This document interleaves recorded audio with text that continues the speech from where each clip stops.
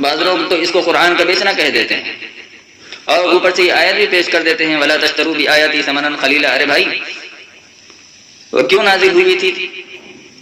اس طریقے سے جیسے آپ کہتے ہو تو دنیا میں بکنے والے قرآن مجید کے تمام نسخے سارے کے سارے حرمت میں داخل ہو جائیں گے، تعلیم قرآن اسی میں داخل ہو جائے گی۔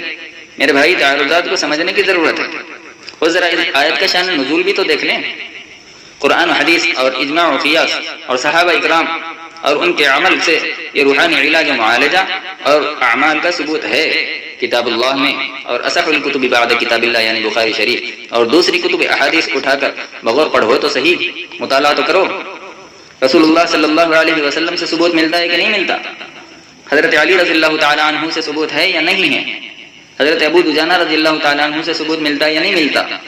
حضرت اماں عائشہ رضی اللہ تعالیٰ عنہ اس بابت کیا فرماتی ہیں؟ حضرت عبداللہ ابن عمر کا کیا طرز عمل رہا ہے؟ حضرت ابن عباس رضی اللہ تعالیٰ عنہما سے کیا روایات ملتی ہیں؟ اور دیگر صحابہ سے ثبوت ہے یا نہیں ہے؟ تابعین طب تابعین علم حق رکھنے والے صوفیاء اور علماء اور صلحاء سے ثبوت ہے یا نہیں ہے؟ کیا یہ بھی تمہارے نزدیک متواتر نہیں؟ اور کیا یہ سب تمہارے نزدیک غلط کتابیں ہیں؟ لیکن حضرات کی کوئی اہمیت نہیں۔ اللہ نے اپنے نبی صلی اللہ علیہ وسلم سے فرمایا تھا یا ایھا النبی لم تحرم ما احل اللہ لک تبتغی مرضات ازواجک۔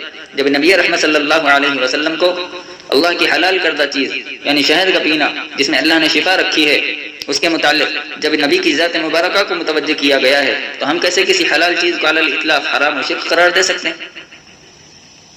وہ شریعت کو مذاق بنا لیا۔ سمجھ میں آیا حلال ہے، نہیں سمجھ میں آیا حرام؟ کیا شریعت آپ کے گھر کی جاگیر ہے؟ میرے بھائی یہ دنیا دارالاسباب ہے، دارالاسباب میں صحیح سبب کا اختیار کرنا اللہ کا حکم ہے، اور اللہ کے حکم کو پورا کرنے کے لیے جائز سبب کو اپنانا نہ ہی توکل کے منافی ہے نہ تقویٰ کے، بلکہ اس کا ثواب بھی ملتا ہے۔ ایک صحابی رسول صلی اللہ علیہ وسلم نے اونٹ کو کھلا چھوڑ دیا تھا۔ جب نبی رحمت صلی اللہ علیہ وسلم نے ان سے پوچھا کہ تمہارا اونٹ کیا ہوا، انہوں نے کہا کہ میں اللہ کے بھروسے اسے کھلا چھوڑ آیا ہوں، تو اللہ کے نبی صلی اللہ علیہ وسلم نے فرمایا تھا یہ توکل نہیں ہے، پہلے جاؤ اور اپنے اونٹ کو باندھ کر آؤ اور پھر اللہ کی ذات پر بھروسہ کرو۔ سبب کا اختیار کرنا شرک نہیں، عین ایمان ہے۔ کیا نبی صلی اللہ علیہ وسلم نے دوا کی اجازت نہیں دی؟ کیا نبی صلی اللہ علیہ وسلم نے علاج کو توکل کے منافی فرمایا؟ کیا علاج کا حکم نہیں دیا؟ بعض روایات سے پتہ چلتا ہے کہ بغیر عذر ان چیزوں میں پڑھنے سے منع فرمایا گیا ہے۔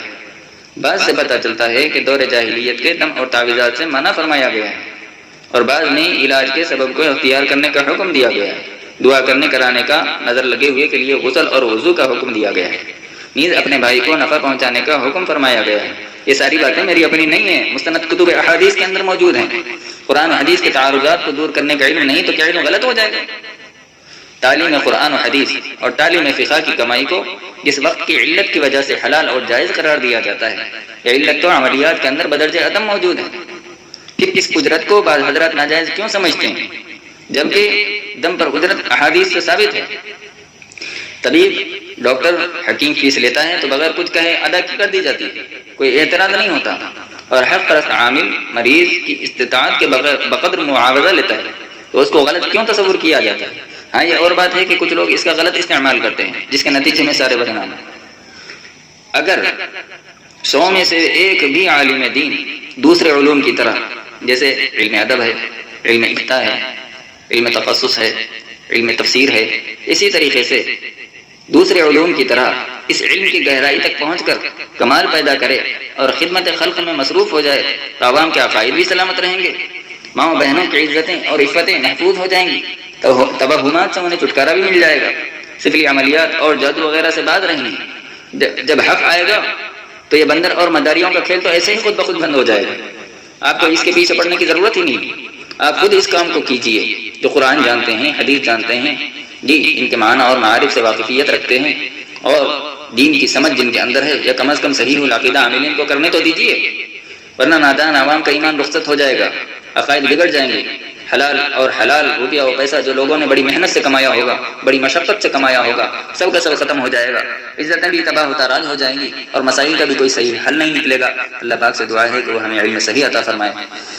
انشاءاللہ آئندہ درس میں عملیات و تعویذات پر دلائل، رقیہ، تمیمہ، طولہ، تعویذات اور اجرت کے مسائل اور موجودہ دور میں ان میں پائے جانے والے تعارضات کا قرآن و سنت کی روشنی میں جواب دینے کی کوشش کی جائے گی، کیونکہ عملیات میں ایسے تعارضات اور اشکالات ہیں جن سے اکثر علماء، عاملین اور عوام واقف نہیں ہیں، جس کے نتیجے میں بڑی بڑی غلطیاں سرزد ہو رہی ہیں۔ اگر آپ حضرات سنیں گے تو انشاءاللہ بہت سارے اشکالات کا مدلل حل نکل آئے گا۔ اللہ پاک سے دعا ہے کہ وہ ہمیں صحیح عمل کی توفیق عطا فرمائے۔